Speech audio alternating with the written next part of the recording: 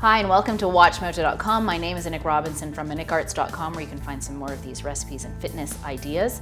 Today we're going to learn how to make two of my world famous popcorn recipes.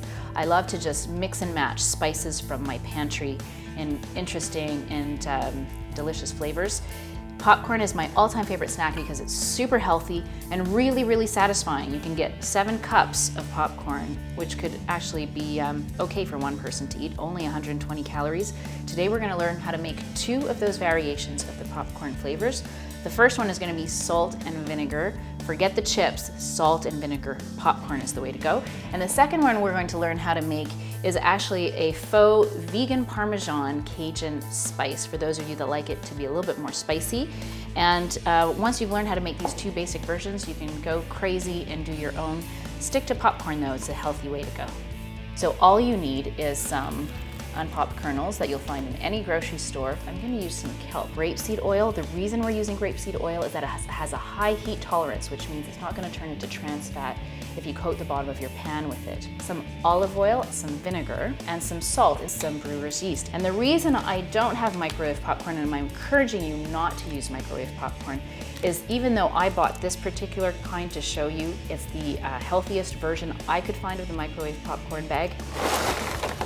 It's supposed to be no fat or low fat, and if you look inside, that dark orange residue, that's artificial ingredients, artificial colorings, and artificial flavorings.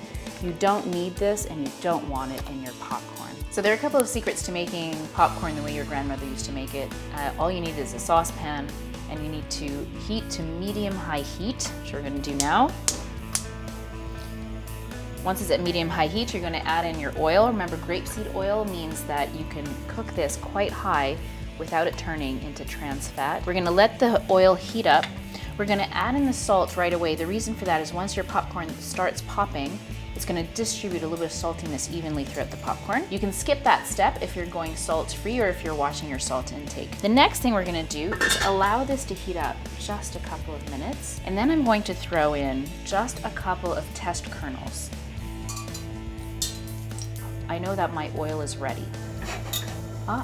So now we know that our popcorn oil is ready. So what I'm gonna do is I'm gonna take this off the stove now. I'm gonna add in the rest of my kernels. I'm gonna put the lid back on. Now this is the secret to perfect popcorn. You count 30 seconds. You can get your kids to do this for you. 1, 2, 3, 29, 30. After 30 seconds, we know that now all the kernels are evenly heated, which means when I transfer it back, the heat is the same in all the kernels, so the odds are most of my kernels are now going to pop when they start to pop. That magic popping noise. We don't hear them popping anymore, so I'm going to take them off. And here we go. Perfect popcorn. We're going to take some of our beautiful popcorn and transfer it into our serving bowls.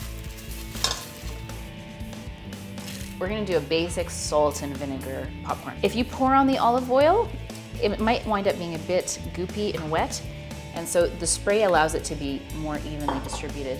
And you can find spray bottles in the dollar store or in a discount store, or you can actually buy flavored, fancier vinegars that you can just spray on. And if it's not salty enough for you, you can add in a little bit of kelp. So this is actually seaweed. It's rich in iodine, adds a little flavor for pop. And then you just toss. And even though we have wet ingredients in here, your popcorn actually isn't wet. For your dry seasonings, you can probably add in a little bit more olive oil because it helps the seasonings bind to your popcorn and not wind up on the bottom of your bowl. Lightly spray the popcorn. Nutritional yeast is gluten-free, soy-free, dairy-free. This is an organic version which actually has some cayenne pepper mixed in, some hemp seeds. It's high in protein. So I'm gonna add in 1 tablespoon, 2 grams of protein to this popcorn. It helps balance out the carbohydrate value of the popcorn. So this is gonna give it a nice pizza type flavoring because it's nutritional yeast, which tastes like Parmesan, plus some cayenne pepper and other spices. Lightly toss, and you're ready to serve. 7 cups of popcorn equals 120 calories if you do it yourself.